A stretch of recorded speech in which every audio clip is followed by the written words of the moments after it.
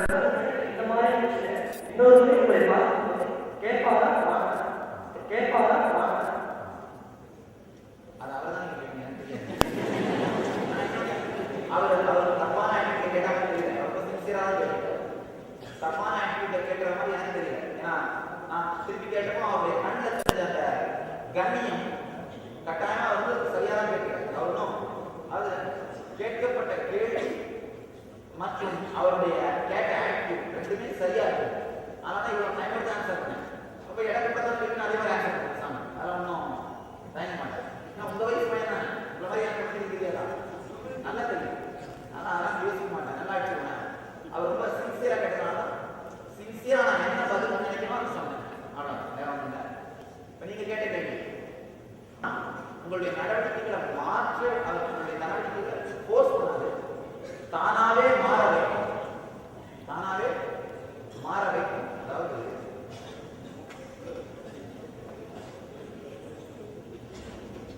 நீங்க பேசி முடிச்சுன்னா ஒரு கலனுக்கான குட்டையில சுண்ணாம்பு ஒரு கை சுண்ணாம்பு அள்ளி போட்டீங்கன்னா அந்த கலக்கம் தீர்ந்து விடும். சுண்ணாம்போடு அழுக்கு சேர்ந்து தரையில படித்து நீர் தூய்மையாகிவிடும். அதே போல கலங்கி போன உங்கள் மனதிற்குள் இந்த தியானம் அப்படிங்கிற சுண்ணாம்பு அள்ளி போட்டீங்கன்னா இயற்கையிலேயே எல்லா கலக்கங்களும் அழிந்துவிடும், எல்லா கலக்கங்களும் தீர்ந்துவிடும். நீங்களா கம்பல் பண்ணி உங்களை மாற்றிக்கிறது கட்டாயமா நடக்கும். அது நடக்காது. உலகத்தில் பார்த்தீங்கன்னா எல்லாரும் கொடுக்கிற விஷயம் யாரும் வாங்கிக்காத விஷயம் அட்வைஸ் தான்.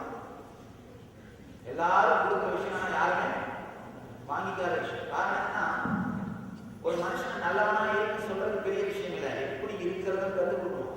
பாவம் நீங்களே ஏகப்பட்ட மன உளைச்சலுக்கு நடுவில் இந்த மாறுகிற மன அமைப்பு உடல் அமைப்பு நடுவில் தரிசிக்கிறீங்க.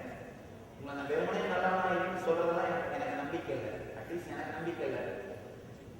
நான் நினைக்கிறேன் அதுக்கான டெக்னிக் தொழில்நுட்பத்தை கொடுத்தாங்க. தியானம் அதுக்கான தொழில்நுட்பம், உங்களுக்குள் இருக்கும் சக்தியை மலர செய்யும் நுட்பம். வேற உங்களுக்குள்ள இருக்கிற மிகப்பெரிய சக்தி, உங்களுக்குள்ள இருக்கிற மிகப்பெரிய அந்த மனோசக்தி முழுமையாக உங்களுக்குள் மலர்ந்தது. மலர்றதுக்கான ஒரு டெக்னிக் தான் தியானம். அதனால கட்டாயமா உங்களுக்குள்ள ஒரு மிகப்பெரிய மலர்ச்சியை எடுத்து வரும்.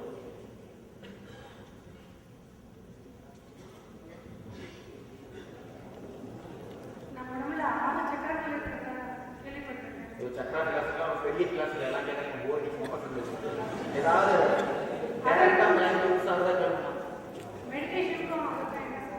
ஒன்று இப்போ நீங்கள் கேட்குற கேள்வி வந்து ஒரு ஃபியூ மினிட்ஸில் முடிக்கிற ஆன்சர் இல்லை, ரொம்ப லாங் டைம் இருக்கும். அதான் என்ன சொல்கிறேன், இப்போ இந்த சிம்பிள் மெடிடேஷன் பண்ணிட்டு இன்ஸ்பயர் ஆனதுன்னா டீச்சரே நான் அனுப்புகிறேன்.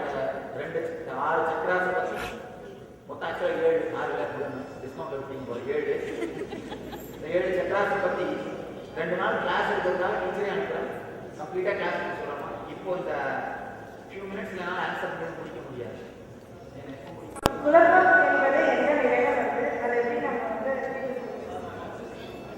குழப்பம் அப்படிங்கிறது எந்த நிலையில வந்து அதை தீர்க்கலாம். குழப்பம் வருதுனாலே தெரிஞ்சுக்கணுமா, நீங்க வளர ஆரம்பிச்சுன்னா ஒரு எருமை மாடு குழம்பு பார்க்குறீங்களா? எருமை மாடு குழம்பு குழம்பு எருமை மாட்டுக்கு குழம்பு வர முடியாது. பார்த்தீங்கன்னா கரெக்டா அதனுடைய இடத்துல எந்திரிக்கும், நேரம் அந்த ஆற்றுக்கோ குளத்துக்கோ போகும். அதில் ஒரு 2 மணி நேரம் கரண்ட் இருக்கும். அதோட டைம் முடிஞ்சு வச்சுட்டு கரெக்டாக எந்திரிச்சு திரும்பி வந்துடும். இதில் ஒன்றும் குழப்பம் வர சான்ஸே இல்லை. உங்க முன்னாடி இருக்கிற சாய்ஸ்,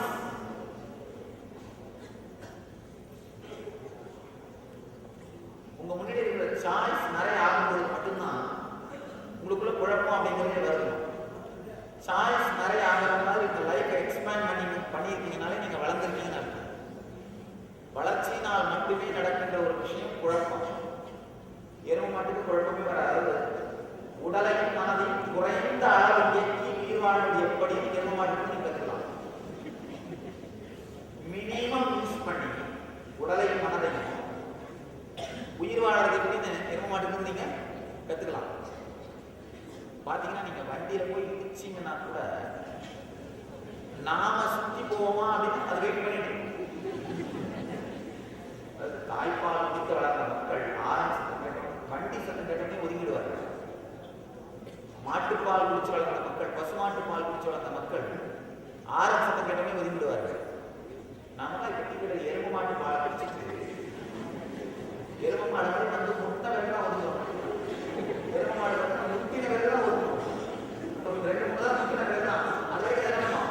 அவங்களே சுற்றி போக மாட்டாங்கன்னு வெயிட் பண்ணிட்டு அது மினிமம் குறைந்தபட்ச உடல் மன இயக்கம் அப்படிங்கிறத வச்சு வாழறதுக்கான டெக்னிக் எருமை மாட்டு கற்றுக்கலாம். எருமை மாட்டு குழப்பம் கிடையாது.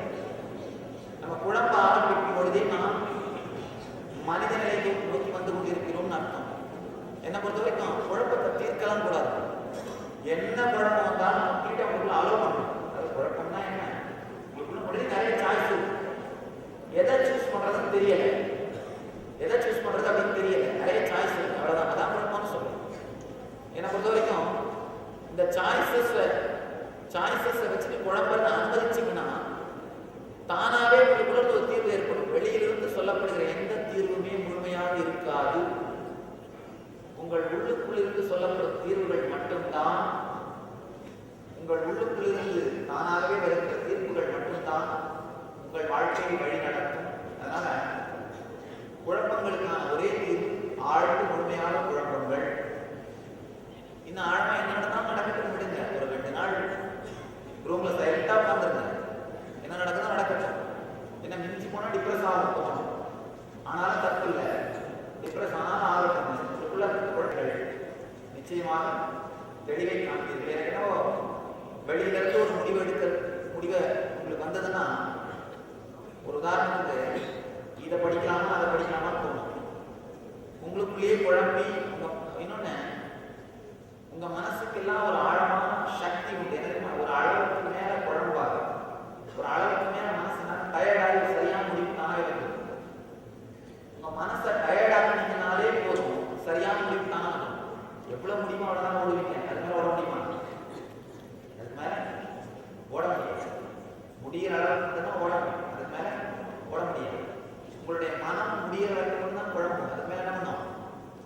டயர்டாக உட்காந்துரும்.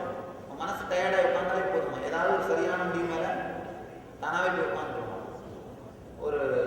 ஒரு சில நாட்கள் குழம்பினாலும் பரவாயில்லை அப்படிங்க உங்களுடைய மனதை குழம்ப விடுவது என்ன பொறுத்த பெஸ்ட் சொல்யூஷன் நினைக்கிறேன். நெக்ஸ்ட்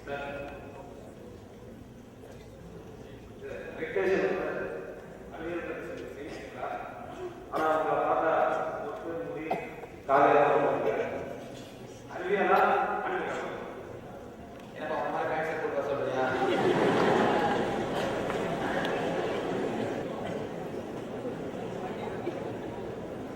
ஒரு 2-3 விஷயம் கேட்டாரு. அறிவியலா ஆன்மீகமான, அறிவியல்னா ஆன்மீகம்னா என்ன அப்படின்னு சொல்லலாம். 2 வேற விஷயம் நீ நினைச்சிருக்கிறதே முட்டாள்தான். 2 வேற விஷயம் நினைக்கிறியா, அதுவே முட்டாள்தான். 2மே மிக நெருக்கமாக தொடர்புடையது. இல்ல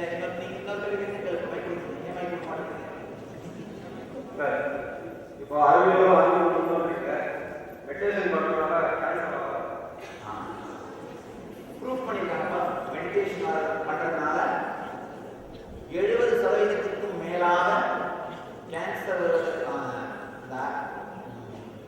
என்ன சொல்றது சிம்டம்ஸ் சொல்லுவாங்க, அறிவியல் காணாமல் போய். இன்னொன்னு தியானம் வந்து உடனடியாக உங்களுடைய நோய் எதிர்ப்பு சக்தி, இம்யூன் சிஸ்டத்தை 90% ஸ்திரமாக்குகிறது அப்படிங்கிறதையும் அறிவியல் பூர்வமாக தெரிவிச்சிருக்காங்க. அறிவியல் அப்படிங்கிறது ஆன்மீகம் தனித்தனியா அப்படின்னு நினைச்சிருக்கிறது உங்களுடைய தப்பு. எனக்கு தெரியாது. எனக்கு தெரிஞ்சு ஆன்மீகனால அறிவியல்னால ஒண்ணுதான். இது முதல் விடை. 2வது நீங்க கேட்கிற விஷயம், ஏன் முடி வச்சிருக்கீங்க? யாரால மெயின்டைன் பண்ண முடியாம விட்டப்பா யாரோட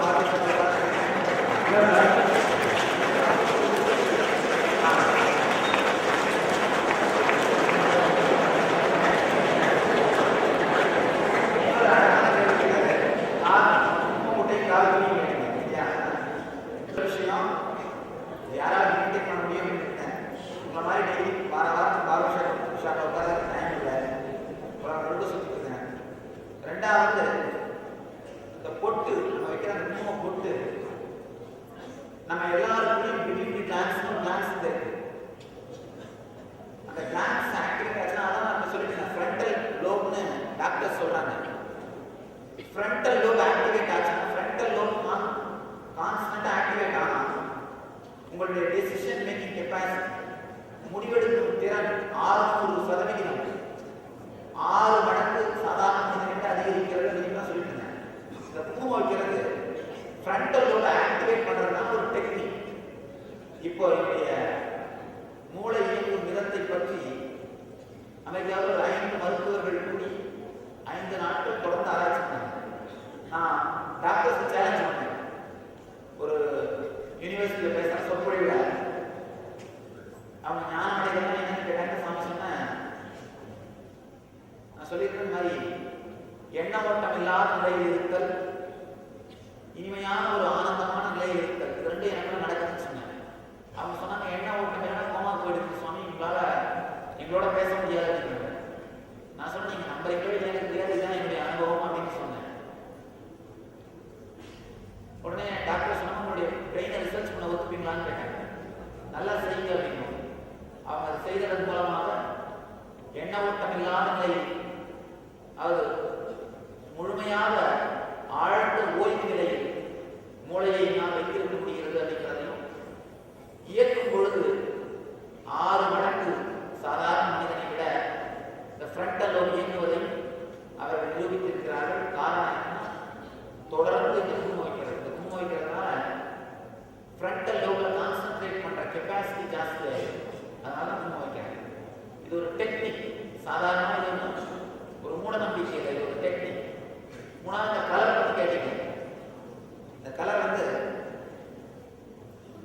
2 விதம். ரொம்ப ரீசெண்டா ஒரு பெரிய ரிசர்ச் பண்ணிருக்காங்க. கலர் தெரப்பி என்ன சொல்றாங்க, அவங்க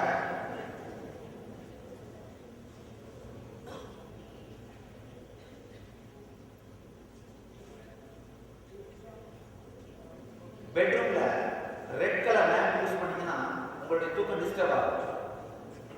ஆனா லைட் ப்ளூ கலர் யூஸ் பண்ணீங்கன்னா இனிமையா தூங்க முடியும், ஆழமா தூங்க முடியும்.